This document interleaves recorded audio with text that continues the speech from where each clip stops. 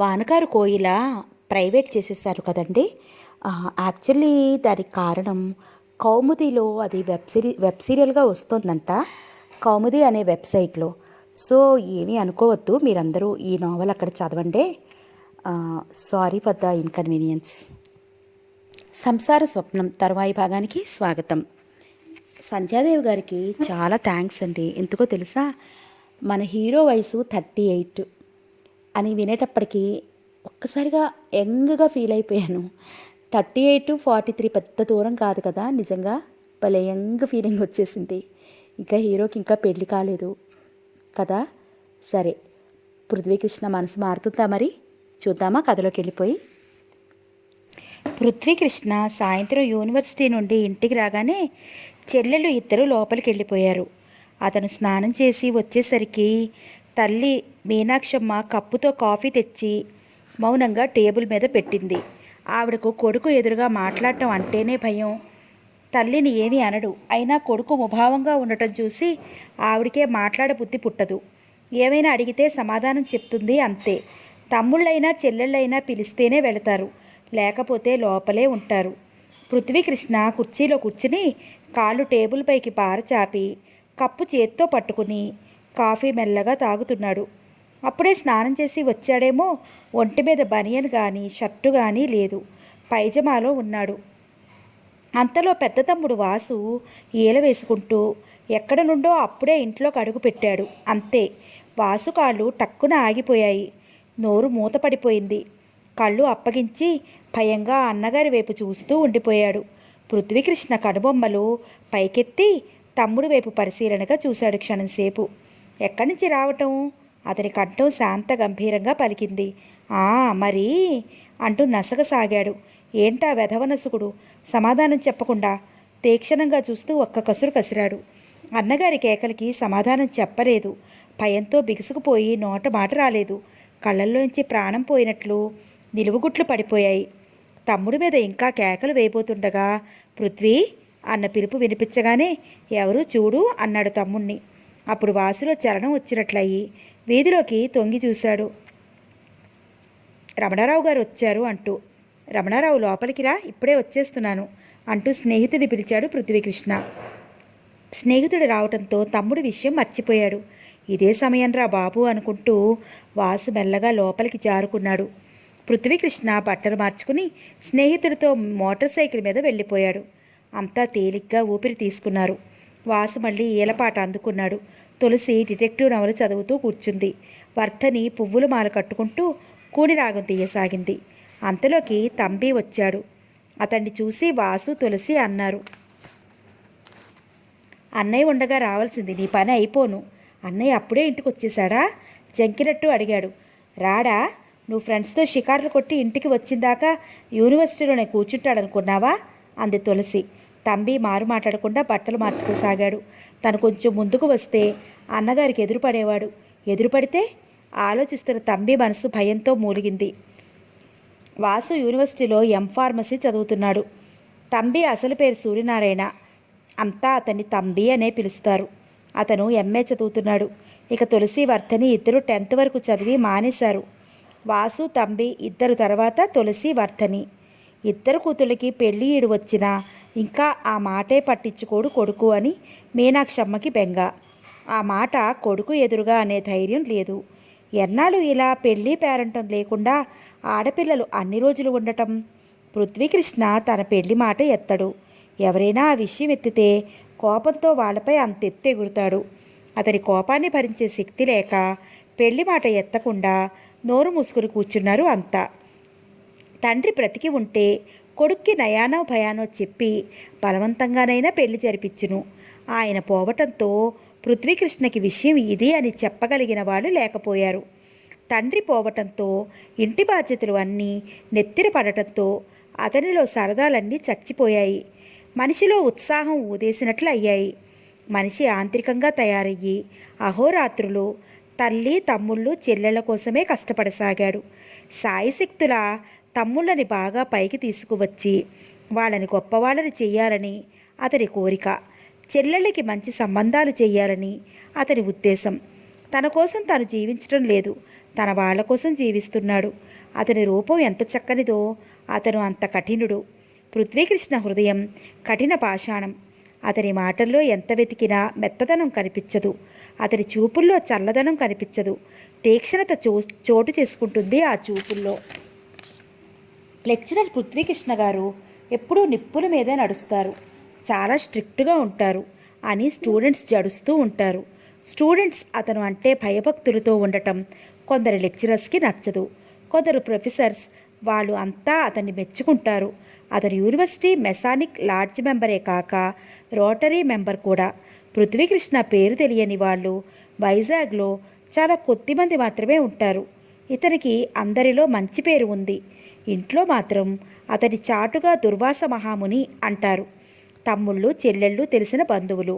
మీనాక్షమ్మకి పిల్లల పెళ్ళిళ్ళ విషయం ఆవిడని భూతంలా పీడించసాగింది. ఎవరికైనా చెప్పుకోవాలన్నా సిగ్గే. ఎవరింటికి వెళ్ళనివ్వడు. ఎవరైనా ఇంట్లో నుంచి కాలు కదిపి బయటికి వెళ్ళారో ఆ రోజు వాళ్ళకి పండగనే చెప్పాలి. వాసుకి తంబికి ఇది చాలా కష్టంగా ఉంటుంది. యూనివర్సిటీ ఇల్లు తప్ప రెండో ప్రపంచం లేదు వాళ్ళకి. తులసి వర్ధని ఆ ఇంట్లో అలా ఖైదీ జీవితానికి అలవాటు పడిపోయారు. వాళ్ళకి బాధ అనిపించదు. ఆ అన్న చెల్లెలు నలుగురు కాసేపు పేక ఆడుతూ కూర్చున్నారు. అన్నయ్య ఏదైనా ఊరు వెళ్తే బాగుండును అన్నాడు తంబి. ఎందుకు అన్నట్లు ప్రశ్నార్థకంగా చూశారు మిగతా ముగ్గురు. ఎక్కడికైనా పిక్నిక్కి వెళ్దామా చక్కగా అన్నాడు తంబి. అవునరా, ఎక్కడికైనా పిక్నిక్కి వెళ్తే బాగుండును ఉత్సాహంగా అన్నాడు వాసు. తులసి వర్ధని ముఖాలు వికసించాయి ఆ మాట వింటూనే. అన్నయ్య ఎక్కడికి వెళ్ళడు, జైలు సూపరింటెండెంట్ లాగా మనకి కాపలా ఉంటాడు అంది వర్ధని. ఏ ఊరైనా వెళ్ళినా మనం ఎక్కడికి వెళ్ళింది తెలిసిపోతుంది కదా అన్నయ్యకి అన్నాడు వాసు. వాళ్ళు పేక ఆడుతున్న అన్నగారి గురించే మాట్లాడుకుంటున్నారు. అంజు 2 రోజులుగా ఏదో ఆలోచిస్తూ దిగులుగా కనిపించటం ఇంట్లో అంతా గమనించారు. మునిపట్ల హుషారుగా తిరగటం లేదు. ఫ్రెండ్స్ ఇంటికి వెళ్తాను అనటం లేదు. అందరితో ముభావంగా ఉంటోంది. లక్ష్మణరావు భార్యని కనుక్కోమన్నాడు, చెల్లెలు అలా ఎందుకుంటుందో అని. మాలతి ఆ రోజు ఆడపడుచు దగ్గరికి చేరి మెల్లగా మాటల్లో దించింది. అంజు, 2 రోజులుగా ఏమిటి అదోలాగా ఉన్నావు? ఎలా ఉన్నాను? నవ్వింది. ఆ నవ్వులో కళ లేదు. నిన్ను చూస్తూనే ఎవరైనా గ్రహించేస్తారు నువ్వు ఏదో విషయంలో బాధపడుతున్నావు అని అంది మాలతి. అంజు మౌనంగా తల వంచుకుని కూర్చుంది, చేతికోళ్ళ వైపు శ్రద్ధగా చూసుకుంటూ. అంజు, నాతో చెప్పవా ఏంటో? ఆమె మాట్లాడలేదు. కళ్ళెత్తి మాలతి వైపు ఒకసారి చూసి మళ్ళీ కళ్ళు కిందకి వాల్చేసింది. అంజు, నాతో చెప్పవా? భుజం పట్టి కుదుపుతూ అంది. నీకు చెప్పినందువల్ల ప్రయోజనం అడిగింది చాలాసేపటికి. నీ మనసులో ఉన్నది చెప్తే నాకు చేతనైన సాయం నేను చేస్తాను. నిజంగానా? అంజు ముఖంలో ఆనందరేఖ తళుక్కున మెరిసింది. నిజం, నా మాట నమ్ము అంది నమ్మకంగా చెప్తూ. అంజు క్షణకాలం మౌనం వహించి తర్వాత మెల్లగా అంది. వదినా, నేను కొద్ది రోజుల క్రితం బస్సులో ఓ అతన్ని చూశాను. ఎవరతను? నీకు పరిచయం అయ్యాడా? నాకు పరిచయం కాలేదు, కానీ అతనెవరో తెలుసుకున్నాను. అంటే అతని పెళ్లి చేసుకునే ఉద్దేశంలో ఉన్నావా? అంజు మాట్లాడలేదు. చెప్పు అంజు, మీ అన్నయ్య వెళ్ళి అతనితో మాట్లాడి వస్తారు. మాలతి అలా చెప్పటంతో ఆమె అన్ని విషయాలు వివరంగా చెప్పింది. అతనికి చాలా కోపం అన్న విషయం మాత్రం చెప్పలేదు. అయితే ఇకనే అందం ఉంది, చదువు ఉంది, మన కులం, ఇక ఆలోచించవలసింది ఏం లేదు. నీకు నచ్చిన వాడిని చూసి పెళ్లి చేయాలనే కదా మావయ్య గారు, అత్తమ్మగారు, మీ అన్నయ్యలు అనుకుంటున్నారు. ఈ విషయం చెప్తే అందరూ సంతోషిస్తారు. ఏమో, నాకేంటో భయంగా ఉంది వదినా. భయం ఎందుకు? నువ్వేం తప్పు చేశావని? నీకేమీ భయం వద్దు. మీ అన్నయ్యతో నేను చెప్తానుగా. నీకు అతనితోనే వివాహం జరిగేటట్లు చూస్తాను, సరే అంది నవ్వుతూ. అంజు ముఖం సంతోషంతో దీప్తివంతమైంది. వదినగారి మాటలు ఆమెకు ఆనందాన్ని, ధైర్యాన్ని ఇచ్చాయి. మాలతి అక్కడి నుంచి వెళ్ళిపోయింది. అంజు చెప్పిన విషయం గురించి అందరూ ఆలోచిస్తే ఇది మంచి సంబంధమే అనిపించింది. చిన్న అన్నయ్య శేఖర్ అంజు దగ్గరికి వచ్చి వివరాలు అడిగాడు. మొదట సిగ్గుపడినా తర్వాత మెల్లగా చెప్పింది. సుధా వాళ్ళ అన్నయ్య చంద్రమూర్తి నీతో పాటే పిహెచ్సిలో పనిచేస్తున్నాడు అట. చంద్రమూర్తి అంటే నల్లగా పొట్టిగా ఉంటాడు, కళ్ళకి అద్దాలుంటాయి, అతనా అంటూ ఆనవాలు అడిగాడు శేఖర్. అతనే. అయితే అతనికి ఆ చంద్రమూర్తికి బాగా స్నేహం అన్నమాట. అంజు తల ఊపింది. సరే నేను కనుక్కుంటాను అంటూ శేఖర్ వెళ్ళిపోయాడు. చంద్రమూర్తిని ఆఫీసులో కలుసుకున్నాడు శేఖర్. ఇద్దరూ క్యాంటీన్కి వెళ్ళి కాఫీ త్రాగుతూ మాట్లాడుకోసాగారు. మా చెల్లెలికి ఒక సంబంధం చూసాం. అతను మీ ఫ్రెండ్ అని తెలిసింది. మీరు ఈ విషయంలో అతన్ని ఒప్పించాలి. షూర్, ఆ పని తను తప్పకుండా చేస్తాను అన్నట్లు నమ్మకంగా చెప్పాడు. ఇంజనీరింగ్ కాలేజీలో లెక్చరర్గా పనిచేస్తున్నాడు. పృథ్వీకృష్ణ అని అతను. పృథ్వీకృష్ణ పేరు వినగానే చంద్రమూర్తి ముఖం వెలవెలా పోయింది. అతన్ని పెళ్లికి ఒప్పించటమే స్వంత విషయాల్లో జోక్యం కలగజేసుకుంటే అతనికి కోపం వస్తే మంచి స్నేహితుడిని వదులుకున్నట్టే అవుతుంది. అతని గురించి మీకు ఎవరు చెప్పారు అన్నాడు చంద్రమూర్తి ముఖం అదోలా పెట్టి. అతను మంచివాడి కాదా అనుమానంగా అడిగాడు. ఆహా, మంచివాడు కాదు అని నేను అనటం లేదు. అతనికి అసలు పెళ్లి చేసుకునే ఉద్దేశం లేదు. ఎన్ని సంబంధాలు వచ్చినా కాదనే చెప్పేస్తున్నాడు. అతనికి కట్నం లక్షలు ఇస్తామని వచ్చారు. డబ్బుకి ఆశపడే రకం కాదు. అసలు పెళ్లికే ఒప్పుకోవటం లేదు. చంద్రమూర్తి మాటలు శేఖర్కి నిరుత్సాహం కలిగించాయి. ఎలా ఆ పృథ్వీకృష్ణని ఒప్పించటం? అంజు అతన్నే మనసులో నిలుపుకుంది. అతను చూస్తే పెళ్లి చేసుకోను అంటున్నాడు అట. ఎలా? పోనీ తను స్వయంగా వెళ్ళి అడిగితే ఒప్పుకుంటాడేమో. శేఖర్లో చిన్న ఆశ మొలకెత్తింది. పోనీ నన్ను అతనికి పరిచయం చెయ్యండి, నేను అడుగుతాను. నా మాట మీద నమ్మకం లేదా? స్వయంగా అడుగుతాను అంటున్నావు అన్నట్టు చూశాడు చంద్రమూర్తి. నేను స్వయంగా అడిగితే ఒప్పుకుంటాడేమోనని అన్నాడు అతని మనసులో కలిగిన అనుమానం గ్రహించి. తను అన్నమాట మార్చి మళ్ళీ తిట్టుకున్నాడు శేఖర్. చంద్రమూర్తి క్షణం ఆలోచనలో పడ్డాడు. సరే, మీరే స్వయంగా ఆ విషయం మాట్లాడటం మంచిది. ఎల్లుండి నాకు నైట్ డ్యూటీ ఉంది. పగలంతా ఖాళీయే. మీకు నైట్ డ్యూటీ అనుకుంటాను. శేఖర్ అవునన్నట్లు తల ఊపాడు. చంద్రమూర్తి చెప్పినట్లు 4వ తారీఖున యూనివర్సిటీకి వెళ్ళారు లక్ష్మణరావు, శేఖర్. పృథ్వీకృష్ణ దగ్గరికి తీసుకెళ్ళి ఇద్దరిని పరిచయం చేశాడు చంద్రమూర్తి. ముగ్గురు అతని రూములో కూర్చున్నారు. పృథ్వీకృష్ణ అందం, ఆ దర్జా చూడగానే మొదటి చూపులోనే మంచి అభిప్రాయం కలిగింది. అంత చక్కని వ్యక్తి. ఇద్దరికీ ఈడు జోడు బాగుంటుంది. చెల్లెలి అందచందాలకి తగిన వ్యక్తి అనుకున్నాడు. వీరి నాన్నగారు కాంట్రాక్టర్, మంచి పేరు ఉంది. కామేశ్వరరావు గారు, నీకు తెలిసే ఉంటుంది. పృథ్వీకృష్ణ విని ఊరుకున్నాడు. వీరికి ఒకే ఒక సిస్టర్ ఉంది, బిఏ చదివింది. నీ విషయం ఎవరో చెప్పారుట, నిన్ను కనుక్కోవడానికి వచ్చారు. చంద్రమూర్తి అసలు విషయం మెల్లగా చెప్పాడు. ఆ మాట వింటూనే నవ్వుతున్న అతని ముఖం గంభీరంగా మారిపోయింది. మీకు చెప్పిన వాళ్ళు ఎవరు? మామూలుగా అడిగినప్పటికీ గంభీరంగా వచ్చింది ఒక కంఠస్వరం. మా ఫ్రెండ్ ఒకతను చెప్పాడు. లక్ష్మణరావు చిరునవ్వుతో చెప్పాడు. I'm sorry they gave wrong information to you about me. కొద్దిగా భుజాలు ఎగరేసి నిర్లక్ష్యంగా జవాబిచ్చాడు. No, they told about you only అంటూ చెప్పాడు లక్ష్మణరావు. అతని మాటలు వింటూనే పృథ్వీకృష్ణ కనుబొమ్మలు ముడిపడ్డాయి. No, I'm having no idea of marrying. Can I know why అంటూ ప్రశ్నించాడు శేఖర్. ఎందుకంటే ఏం చెప్పలేను. Main thing is my sister must be married. Not is there. మీ సిస్టర్స్ పెళ్ళయ్యే వరకు ఆగుతాను చెప్పాడు శేఖర్. తనకు ఆ ఉద్దేశమే లేదన్నట్లు తల తిప్పాడు. I want to live all alone in my whole life means I don't want to be married at all అంటూ వారికి ఖచ్చితంగా చెప్పేశాడు. వారికి మరో మాటకు అవకాశం ఇవ్వకుండా ఆ మాటలు వింటూనే నిరాశగా చూశాడు. వాళ్ళిద్దరిలో ఉత్సాహం మాయమైంది. లక్ష్మణరావు, శేఖర్ ఇద్దరూ ముఖాముఖాలు చూసుకున్నారు. ఏం చేద్దాం అన్నట్టుగా. ఏం చేస్తాం, ఇతను ఇంత గట్టిగా చెప్తుంటే అనుకున్నారు కళ్ళతోనే సంగె చేసుకుంటూ. నేను చెప్తే మీరు విన్నారు కాదు, ఇప్పుడైనా నమ్ముతారా నా మాట అన్నట్టు చూశాడు చంద్రమూర్తి. లక్ష్మణరావు, శేఖరు పృథ్వీకృష్ణకు చెప్పి ఇంటికి వచ్చేశారు. కామేశ్వరరావు కొడుకులు చెప్పిన మాటలు విని శ్రద్ధగా వింటున్నారు. కట్నం ఎక్కువ ఇస్తామని చెప్పలేకపోయావా అన్నాడు ఆయన. అసలు కట్నాల దాకా వస్తేగా మేము అడిగిన విషయాన్ని 2 మాటల్లో త్రుంచేసి చెప్పాడు. మళ్ళీ మాట్లాడటానికి లేకుండా. అంతే, మా నోర్లు మూతపడిపోయాయి అని చెప్పాడు శేఖర్. పోనీ అమ్మాయి అందంగా ఉంటే నచ్చితే చేసుకుంటాడేమో అన్నారు ఆయన. అసలు అతనికి పెళ్లి చేసుకునే ఉద్దేశమే లేదు. దేవలోకం నుండి అప్సరసు దిగి వచ్చినా అంతే సమాధానం చెబుతాడో ఏమో అన్నాడు లక్ష్మణరావు. కామేశ్వరరావు గారు ఆలోచిస్తూ కూర్చుండిపోయారు. అంజుకి ఆ విషయం విన్న దగ్గర నుండి మనిషి చాలా మారిపోయినట్లయింది. ఎవరితోనూ మాట్లాడకుండా మౌనంగా కూర్చుంటోంది. మునుపటిలా వదినగారితో వాదించటం, హాస్యమాడటం మానేసింది. జీవితంలో ఏదో పోగొట్టుకున్నట్లు దిగులుగా అనిపించసాగింది. అంజు అంటే ఇంట్లో అందరికీ గారాబమే. ఒక్కతే ఆడపిల్ల, అందులోనూ ఆఖరి అమ్మాయి. తల్లి, తండ్రి, అన్నయ్యలు, వదిన అందరూ ఆమెను ప్రాణంగానే చూస్తారు. అంజు నవ్వుతూ సరదాగా తిరిగితేనే ఇంటికి కళ వస్తుంది అనుకుంటారు. అంజు పుట్టిన వేళ విశేషమేమో. కామేశ్వరరావు గారు పట్టిందల్లా బంగారమే అయింది. 2 చేతుల డబ్బు సంపాదించారు. ఆమెను ఆ ఇంటి లక్ష్మిలాగే చూస్తారు. ఆ అమ్మాయి బాధపడితే ఎవరూ సహించలేరు. లక్ష్మణరావుకి, శేఖర్కి ఈ విషయంలో మతిపోయినట్లయింది. ఒక 30-32 సంవత్సరాలు ఉండేటట్టయితే ఎలాగైనా ఒప్పించవచ్చు. ఇతనికి 38 సంవత్సరాలుంటాయి.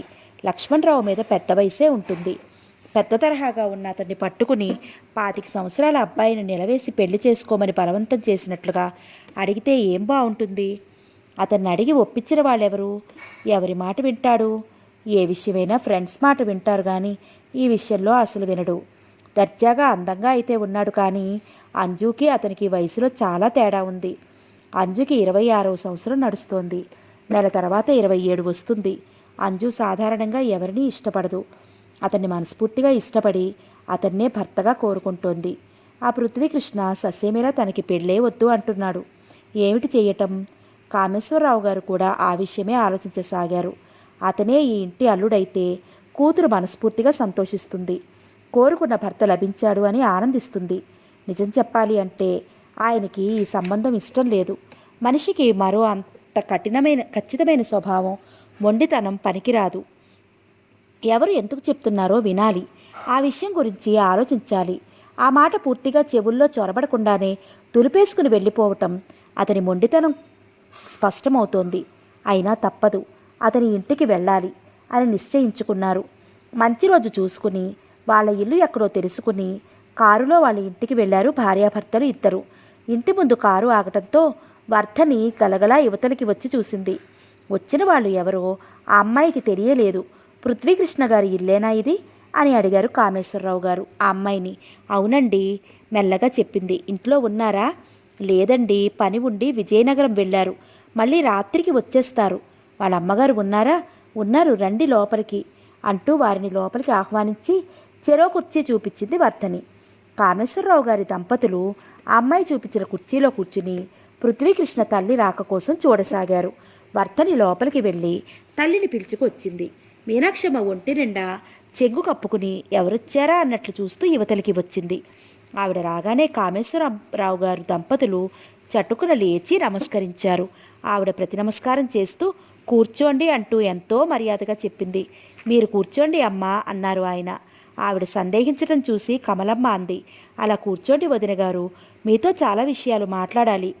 మీనాక్షమ్మ మరి సందేహించకుండా మరో కుర్చీలో కూర్చుంది. వాళ్ళు ఎందుకు వచ్చారో ఆవిడికి అర్థం కాలేదు. వదినగారు అని అనటం విని వీళ్ళు పెళ్లి సంబంధం కోసం వచ్చారు కాబోలు, మా ఇంటి విషయాలు పాపం వీరికి తెలియదు కాబోలు అనుకుంది ఆవిడ మనసులో. అన్నయ్య గారు ఎక్కడ ఉద్యోగం చేసేవారు అడిగింది కమలమ్మ. సర్కిల్ ఇన్స్పెక్టర్గా పనిచేసేవారు. మా పెద్దబ్బాయి పెయ్యి చదువుతుండగా వాళ్ళ నాన్నగారికి బందరులో గుండె నొప్పి వచ్చి హఠాత్తుగా పోయారు. మీకు అబ్బాయిలు అమ్మాయిలు ఎంతమంది? 3 అబ్బాయిలు 2 అమ్మాయిలు.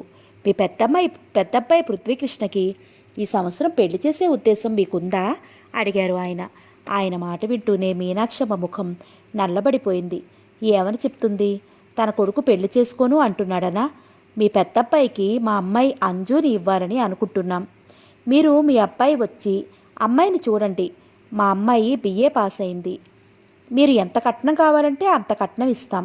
మీరొక్కసారి మా ఇంటికి రండి అన్నారు ఆయన. మీనాక్షమ్మ సందిగ్ధంలో పడింది. ఏం చెప్పాలో అర్థం కాక, ఏమ్మా మీకు అంగీకారమేనా అడిగారు ఆయన మళ్ళీ. మా అబ్బాయితో చెప్తాను, వాడికి ఇష్టమైతే అలాగే తప్పకుండా మీ ఇంటికి వస్తాం అంది ఆవిడ చిరునవ్వుతో. ఆహా, ముందు మీరు అమ్మాయిని చూసి కదా ఏ సంగతి నిర్ణయించుకునేది. అప్పుడు మీ అబ్బాయికి ఇష్టమైతే సంబంధం నిశ్చయించుకుందాం అన్నారు కామేశ్వరరావు గారు. అలాగే, కానీ మా అబ్బాయిని అడగకుండా నేను ఏ సంగతి చెప్పలేను. అబ్బాయి విజయనగరం వెళ్ళాడు, రాత్రికి వస్తాడు. వచ్చిన తర్వాత చెప్తాను. అలాగేనమ్మా. మళ్ళీ నన్ను రమ్మంటారా? ఎందుకండి? వచ్చే ముందు మేమే మీ ఇంటికి కబురు చేస్తామంది. ఇదేమీ అయ్యే పని కాదు, ఎందుకు అనవసరంగా వారిని ఇబ్బంది పెట్టడం అనుకుంది మనసులో. అంతలో వర్ధని వాళ్ళిద్దరికీ కాఫీలు తీసుకొచ్చింది. మా పెద్దమ్మాయి, మా చిన్నమ్మాయి వర్ధని అంటూ చూపింది. అలాగా, ఏం చదువుతున్నావమ్మా అడిగింది కమలమ్మ. 10th వరకు చదివాను అంటూ వినయంగా చెప్పింది. ఆ దంపతులు ఇద్దరూ ఆ అమ్మాయి వైపు పరీక్షగా చూశారు. వర్ధని పెద్ద అందంగా లేదు, కొద్దిగా పొట్టిగా ఉంది. నలుపు, చూడటానికి ఓ మాదిరిగా ఉంటుంది. సాదా నేత చీర, 2 చేతులకి 2 బంగారు గాజులు, మెడలో ఒక పేట బంగారు గొలుసు, చెవులకి ముత్యాల దిద్దులు మాసిపోయినట్లు పాతపడిపోయి ఉన్నాయి. ఆ అమ్మాయి ఫ్యాషన్ అనే మాటకు దగ్గరికి రానివ్వలేదు. బిగించి అల్లుకున్న జడ, ముఖానికి పౌడర్ కూడా వేసుకోలేదు. ఆ ఇల్లు, ఆ మనుషులను చూస్తూనే తెలుస్తోంది వాళ్ళు ఆస్తి ఉన్నవాళ్ళు కాదు, పెద్ద కొడుకు జీతం మీదే ఇల్లు నడుస్తోంది అని. అబ్బాయిని బట్టి ఈ సంబంధానికి ఇష్టపడాలి, అబ్బాయి బుద్ధిమంతుడు అనుకున్నారు మనసులో. కొద్దిసేపు అయిన తర్వాత కామేశ్వరరావు గారి దంపతులు వెళ్ళడానికి సిద్ధమయ్యారు. కమలమ్మ ఆవిడ చేతులు పట్టుకుంటూ అంది, వదినగారు, మా అమ్మాయికి మంచి మంచి సంబంధాలు వస్తున్నా మేము ఇష్టపడటం లేదు. అబ్బాయి అందంగా ఉండాలి, బుద్ధిమంతుడు అయి ఉండాలని చూస్తున్నాం. మీ అబ్బాయి గురించి విన్నాం, మాకు ఈ సంబంధం అన్ని విధాలా నచ్చింది. మా అంజుని మీ ఈ ఇంటి కోడల్ని చేద్దామని ఉంది. మీరు ఎలా అయినా మీ అబ్బాయిని ఒప్పించి మీరు మా ఇంటి అమ్మాయిని చూడటానికి రావాలి. మీనాక్షమ్మ చిరునవ్వు నవ్వింది. అలాగేనమ్మా, మా అబ్బాయితో చెప్పి అలాగే వస్తామంది. ఆవిడ మనసులో పొంగిపోయింది. వాళ్ళు అంత ఇదిగా మాట్లాడటం చూసి కామేశ్వరరావు గారు వాళ్ళు వెళ్ళిపోయారు. మీనాక్షమ్మకి మనసులో ఆశ తల ఎత్తింది. కొడుకుతో నెమ్మదిగా చెప్పి చూస్తే ఏమంటాడు చూద్దాం, ఒప్పుకుంటే ఒప్పుకోవచ్చు. అంతా ఏమనుకుంటారు, తల్లే కొడుక్కి పెళ్లి చేయటం లేదు అనుకుంటారు. ఈ అబ్బాయి మొండితనం ఎవరికి తెలుస్తుంది? ఇంట్లో ఒక్క క్షణం ఉండడు కదా, పొద్దున్న వెళ్ళినవాడు మళ్ళీ ఏ రాత్రికో తిరిగి వస్తాడు. మీనాక్షమ్మ మనసులో గట్టిగా నిశ్చయించేసుకుంది కొడుకుని ఎలా పెళ్లికి ఒప్పించాలి అని. అయినా పెళ్లికి ఒప్పించాలని. పృథ్వీకృష్ణ రాత్రి 10 గంటలకు ఇంటికి వచ్చాడు. అప్పుడు కొడుకుతో మాట్లాడే అవకాశం లేకపోయింది. మరునాడు 9 గంటలకి హడావుడిగా వెళ్ళిపోయాడు, ఏదో పని ఉంది అంటూ. ఆ రాత్రి 7 గంటలకు ఇంటికి వచ్చాడు. పృథ్వీకృష్ణ టవల్ తీసుకుని స్నానానికి వెళ్ళబోతుంటే మీనాక్షమ్మ మెల్లగా అంది, అబ్బాయి, నిన్న మన ఇంటికి కామేశ్వరరావు గారు, ఆయన భార్య వచ్చారు. స్నానానికి వెళ్ళబోతున్న వాడల్లా తల్లి మాటలు వింటూనే క్షణం ఆగి ఆవిడ ముఖంలోకి చూశాడు. నిన్న వస్తే నాకెందుకు చెప్పలేదు అన్నట్టున్నాయి అతని చూపులు. నిన్న చెబుదామంటే నువ్వు రాత్రి 10 గంటలకి వచ్చావు, అప్పుడు ఏం చెప్తాను? ఈవేళ ఉదయమే వెళ్ళిపోయావు అంది. తను నిన్నే ఎందుకు చెప్పలేదో వివరంగా చెప్తూ. అతడు ఈ విషయం గురించి అంత పట్టించుకోనట్టు స్నానానికి వెళ్ళిపోయాడు. చెబుతుంటే అలా వెళ్ళిపోతాడేమిటి ఈ పిల్లోడు అనుకుందావిడ. అతడు స్నానం చేసి వచ్చిన తర్వాత కొడుక్కి భోజనం వడ్డించింది. పృథ్వీకృష్ణ క్రింది పీట మీద కూర్చుని భోజనం చేసేస్తున్నాడు. పక్కనే మీనాక్షమ్మ కూర్చుని కొడుక్కి ఏం కావాలో దగ్గర ఉండి వడ్డిస్తోంది.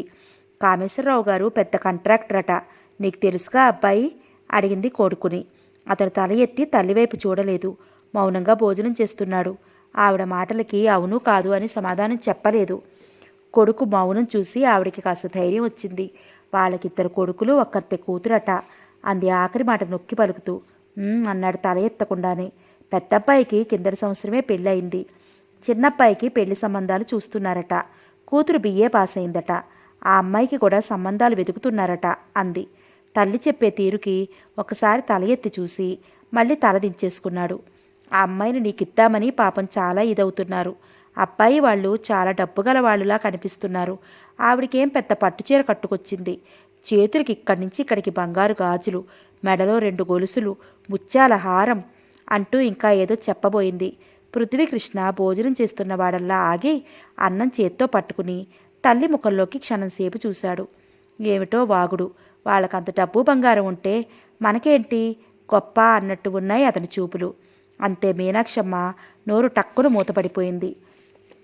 కొడుకు ఎదురుగా ఏం మాట్లాడాలన్నా ఆవిడికి భయమే. మజ్జిగ అన్నాడు ముక్తసరిగా. అయ్యో మర్చిపోయానన్నట్లు గబగబా మజ్జిగ వడ్డించింది ఆవిడ. అతను మౌనంగా భోజనం ముగించి చేయి కడుక్కుని లేచాడు. తల్లి ఇచ్చిన టవల్ అందుకుని చేయి తుడుచుకుంటుంటే ఆశ చావక మళ్ళీ అడిగింది, కామేశ్వరరావు గారు నీకు తెలుసటగా? ఆవిడ నన్ను ఒకసారి వాళ్ళ ఇంటికి రమ్మని మరీ మరీ చెప్పింది. అతడు మాట్లాడకుండా టవల్ తల్లి చేతికిచ్చేసి వెళుతుంటే అంది, నన్ను ఒకసారి వాళ్ళ ఇంటికి వెళ్ళి రమ్మంటావా? ఆశగా చూసింది కొడుకు ముఖంలోకి. వెళ్ళమన్నట్టుగా తల ఊపాడు. అయితే ఎప్పుడు వెళ్ళమంటావు అడిగింది సంతోషంతో. నీ ఇష్టం ముక్తసరిగా అన్నాడు. అయితే రేపు మంచి రోజు, సాయంత్రం 5 గంటలకు వెళ్ళమంటావా? సరే వెళ్ళమన్నట్లుగా తల ఊపి వెళ్ళిపోయాడు. మర్నాడు కొడుకు యూనివర్సిటీకి వెళ్ళిన దగ్గర నుండి ఆవిడికి ఒకటే హడావుడిగా ఉంది. కొడుకు పెళ్ళైపోతే కూతుళ్ళిద్దరికీ కూడా అయిపోతుంది. తర్వాత మిగతా 2 అబ్బాయిలకి చేసేయచ్చు అనుకుంది. కొడుకు ఏ కళన ఉన్నాడో తను వాళ్ళ ఇంటికి వెళ్ళడానికి ఒప్పుకున్నాడు. అంతే చాలు అనుకుంది. కళ్యాణం వచ్చినా కక్కు వచ్చినా ఆగదు. వాడికి కళ్యాణ గడియ దగ్గరికి వచ్చేస్తోంది. అందుకే వాళ్ళ ఇంటికి వెళ్ళమన్నాడు. మనసులో సంతోషంగా అనుకుందావిడ. తులసి వర్ధనికి సంతోషంగా ఉంది. అన్నగారి పెళ్ళి అంటే వాసు తంబి నమ్మలేనట్లుగా చూశారు. ఆవిడ కూడా వాసుని వెంట పెట్టుకుని వెళ్లాలని నిశ్చయించుకుంది.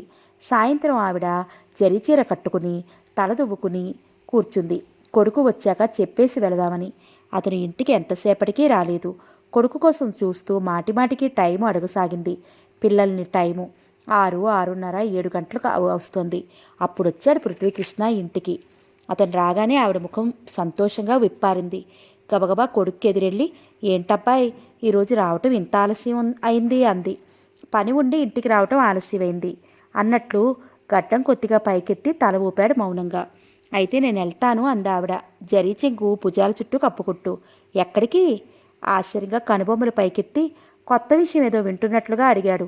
అదే ఆ కామేశ్వరరావు గారి ఇంటికి. అప్పుడే మర్చిపోయావా అన్నట్టు చూసింది.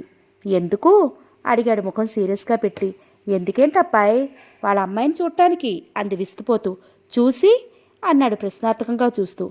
చూసి పిల్ల నచ్చితే సంబంధం నిశ్చయించుకుంటాం. అయ్యో ఆ మాత్రం తెలియనట్టు ఆ అడగటం ఏమిటి అన్నట్టున్నాయి ఆ చూపులు. అదే ఆ సంబంధం ఎవరికి నిశ్చయిస్తావు అని. అతని ముఖం గంభీరంగా ఉన్న కంఠస్వరం తాపీగా ప్రశ్నించింది. నీకే అనబోయిన ఆవిడ నోరు మరి పెగల్లేదు. కొడుకు ముఖం చూస్తూ మాటల వైఖరి అర్థమైపోయింది. తెల్లబోయినట్లు అలా కళ్ళు అప్పగించి చూస్తూ ఉండిపోయింది. ఎక్కడికి వెళ్తావు? కనుబొమ్మలతో పాటు తల కొద్దిగా పైకి ఎగరేసి అడిగాడు. ఆవిడ అలాగే భయంతో నిలబడిపోయింది. వాళ్ళు వచ్చి పిలవగానే వెళ్ళిపోవాలా? దేనికెళ్ళటం అంటూ కోపంగా చూస్తూ, ఏం వెళ్ళనవసరం లేదు, లోపలికెళ్ళు అంటూ తన గదిలోకి వెళ్ళిపోయాడు. మీనాక్షమ్మ ముఖం ఆవగించంత అయ్యింది. కొడుకు అలా అనగానే కసరగానే ఆ సంగతి నిన్నే చెప్పొచ్చుగా, ఆ కబుర్లెందుకు? మనుషుల్ని ఆడించటం అంటే అబ్బో వీడికి ఎంత ఇష్టమో. ఆవిడికి లోపలే ఒళ్ళు మండిపోయింది కొడుకు పైన. అయినా నా బుట్టి కట్టి తిని కాకపోతే వీడికి పెళ్ళేంటి? వీడి తోటి వాళ్ళందరికీ ఏనాడో పెళ్ళిళ్ళు అయిపోయాయి. 10-12 సంవత్సరాల పిల్లలు ఉన్నారు. మరో 2-3 ఏళ్ళు పోతే ఆ పిల్లలకు పెళ్ళిళ్ళు కూడా చేసేస్తారు. ఆవిడ లోపలే విసుక్కుంది. పృథ్వీకృష్ణ ఫ్రెండ్స్ ఎవరో వస్తే వాళ్ళతో కలిసి వెళ్ళాడు ఎక్కడికో. మీనాక్షమ్మ ఆ రోజు మర్నాడు కూడా కొడుకు ఎదురు పడలేదు. రాత్రి అతనికి భోజనం తులసే వడ్డించింది. అమ్మ ఏది అని అడగాలని కూడా అడగలేదు. ఆమె చెప్పలేదు. మర్నాడు అతను యూనివర్సిటీకి వెళ్ళిపోయాడు. కొడుకు అంటే తల్లికి ఒళ్ళు మండిపోతోంది. ఆ రోజు క్యారేజీ కడుతూ తనలో తాను అనుకుంది, అసలు వీడికి వండినవి కూడా పెట్టబుద్ధి అవదు అని. చారు, వంకాయ వేపుడు, మజ్జిగతో క్యారేజ్ కట్టేసింది. ఆవిడికి ఎన్నడూ లేనిది కోపం ఆగట్లేదు. సాయంత్రం వచ్చి ఎలాగో కేకలు వేస్తాడు ఆ కూరతో తినలేక. అప్పుడు అనొచ్చు, నీవు పెళ్లి చేసుకుంటే నీ భార్య రకరకాల కూరలు చేసి క్యారేజీ కడుతుంది, ముసలిదాన్ని నేనేం చేస్తాను అని అనుకుంది. కానీ అతను సాయంత్రం వచ్చినా అసలు ఆ కూరల మాటే ఎత్తలేదు. ఇంటికి వచ్చి స్నానం చేసి బట్టలు మార్చుకుని ఎక్కడికో వెళ్ళిపోయాడు. మీనాక్షమ్మకి ఒక్కసారిగా కొడుకుపై జాలి ముచ్చుకొచ్చింది. కోపం ఎక్కువన్న మాటే గాని ఒట్టి అమాయకుడు. ఎలా వండినా ఏం పెట్టినా తినేస్తాడు. వాడికి కళ్యాణ కడియ ఇంకా రాలేదు, ఏం చేస్తాం? ఆవిడ గట్టిగా నిట్టొచ్చింది. రేపు వాడికి ఇష్టమైన కూరలు వండాలి అని నిశ్చయించుకుంది ఆవిడ మనసులో. కామేశ్వరరావు గారికి, కమలమ్మకు కూతురికి ఆ సంబంధం అయ్యేటట్లు ఏమీ కనిపించలేదు. ఆ అబ్బాయికి తండ్రి లేడు, తల్లి భయం లేదు. అంతా అతని ఇష్టం. ఒప్పిస్తే అతన్ని ఒప్పించాలి, లేదా ఇక అంతే. అతన్ని ఒప్పించడం మాత్రం ఎవరి వల్ల కాదు అని ఆ దంపతులు ఇద్దరూ మనసులోనే గట్టిగా నిశ్చయించేసుకున్నారు. అంజుకి లోపలే దిగులుగా అనిపించసాగింది. మునుపటిలా ఉత్సాహంగా లేదు. ఏదో ఆలోచిస్తూ ఇంట్లోనే ఉండిపోసాగింది. అతనితో తను మాట్లాడితే ఆ ఆలోచన రాగానే ఆమె గుండె ఒక్కసారి చల్లుమంది. అమ్మో, అతని ఎదురుపడటమే. ఇంకేమైనా ఉందా? అసలు ఏమని మాట్లాడాలి? మాట్లాడితే అతను సరిగ్గా మాట్లాడతాడా? కోపంగా కసిరేస్తే అంజుకి మనసులో పౌరుషం ముంచుకొచ్చింది. ఏమిటి తను గొప్ప? కోరి వెళ్ళామని చులకనా? తను అందంగా ఉండదనా? అతని అందచందాలకి తగిన అందచందాలు తనకు లేవనా? ఒళ్ళు మండిపోయింది. మనిషికి కోపం ఉండొచ్చు, ప్రతి మనిషిని విదిలించకూడదు. కాస్త వాడిని అర్థం చేసుకోవాలి. మరీ ఇంత మూర్ఖత్వం పనికిరాదు. ఏమైనా ఈ పృథ్వీకృష్ణ పని చెప్పాలి. ఆడపిల్లంటే ఆటబొమ్మ కాదు అని బుద్ధి చెప్పాలి. అతన్ని బాగా ఏడిపించి లొంగతీసి పెళ్లి చేసుకోవాలి. అతన్నే కనుక లొంగతీసి పెళ్లి చేసుకోలేకపోతే తను ఓడిపోయినట్లే. ఇక తను ఈ జన్మలో వివాహం మాట తలపెట్టదు. ఇక అంతే అని మనసులో గట్టిగా నిశ్చయించుకుంది.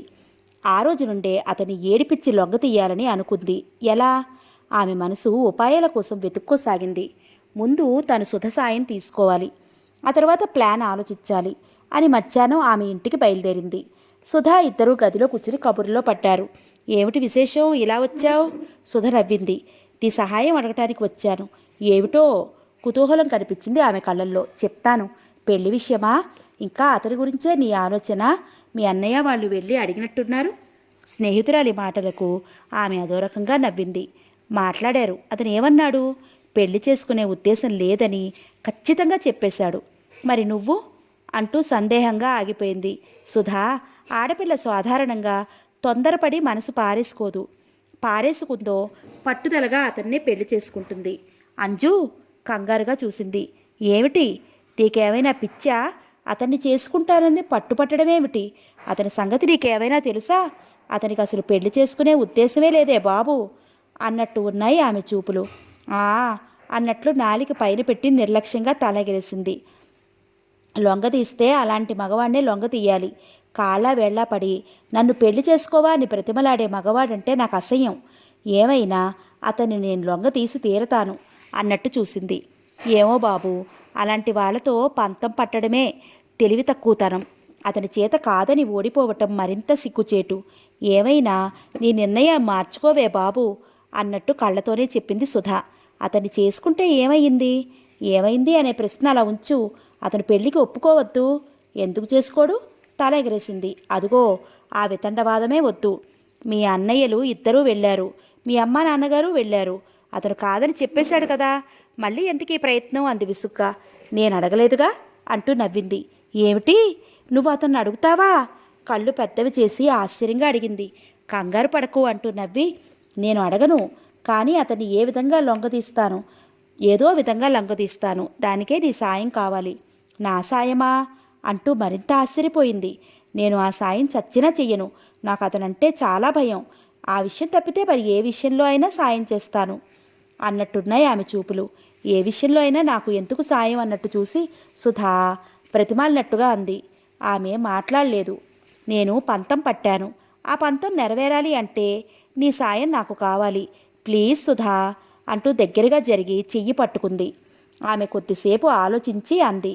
సరే చేస్తాను, కానీ నువ్వు చాలా అవమానాల పాలు అవుతావు. అతను అంత కోపిష్టి మనిషి. కోపం వస్తే మనిషి కాడు. ఈ విషయం గుర్తుంచుకుని పంతం చెల్లించుకోవడానికి ప్రయత్నించు. తర్వాత నీ ఇష్టం. నేను ఆ విషయాలన్నీ ముందే ఆలోచించుకున్నాను. సరే నీ ఇష్టం అన్నట్టు చూసింది. అతని కళ్ళ ఎదుట నేను పడేటట్లు చేయాలి. అతనితో నాకు పరిచయం అవ్వాలి. అదే నువ్వు నాకు చెయ్యవలసిన సాయం. సుధ కొద్ది క్షణాలు ఆలోచించి అంది. ఎల్లుండి సాయంత్రం నేను మీ ఇంటికి వచ్చి ఆ సంగతి చెబుతాను. నిజంగానా? సంతోషంగా చూసింది. నిజమే. అతను రేపు సాయంత్రం మా ఇంటికి రావచ్చు. మళ్ళీ ఎప్పుడు వస్తాడో తెలుసుకుని ప్లాన్ ఆలోచించి అతనికి నిన్ను పరిచయం చేస్తాను, సరా అన్నట్టు చూసి నవ్వింది. అంజు కాసేపు కూర్చుని ఇంటికి వచ్చేసింది. మాలతి ఆమె దగ్గర కూర్చుని మెల్లగా అసలు సంగతి చెప్పసాగింది. అంజు, ఏమిటి నువ్వు రోజు రోజుకి అలా మారిపోతున్నావు? వదినగారి మాటలకు చిన్నగా నవ్వి ఊరుకుంది. అంజు, నీ మనసులో బెంగ ఏమిటో నాకు తెలుసు. అతను అలా కాదన్నాడని నువ్వు అలా ఉండటం ఏమీ బాగోలేదు. ఎన్నో సంబంధాలు వస్తాయి పోతాయి, అవి లెక్క చేయకూడదు. మీ అన్నయ్య ఒక సంబంధం చూశారు. BHPలో ఇంజనీర్ అట. నీకిష్టమైతే వాళ్ళు చూసుకోవడానికి వస్తారట అంటూ ఆగింది. అంజు మాట్లాడలేదు. ముఖం గంభీరంగా మారిపోయింది.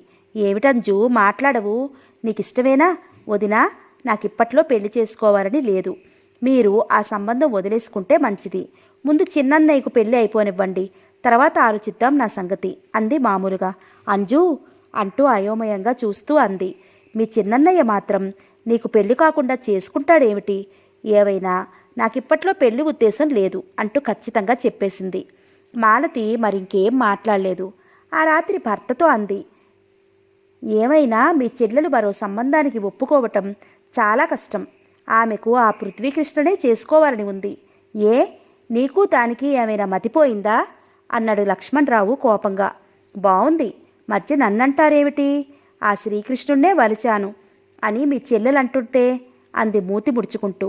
ఏం గోల వచ్చి పడిందిరా బాబు, అతను చేసుకోను అని ఖచ్చితంగా చెప్తోంటే అన్నాడు విసుగ్గా. అయితే మరి కన్నెపిల్ల కోరికలు రకరకాలుగా పరుగులు పెడతాయి. వచ్చినవాడినే మనసులో నిలుపుకుంటుంది. లక్ష్మణరావు బుర్ర వేడెక్కిపోయింది. ఏమిటి చెల్లెలు ఇంత పెంకికటం అయిపోయింది అని. మాలతి, ఏమిటి దానికి ఆ పిచ్చి? భర్త మాటలకు ఆమె నవ్వింది. ఏమో మీకే తెలియాలి మీ చెల్లెలు సంగతి అన్నట్లు. ఇక దాని మనసు మారదా?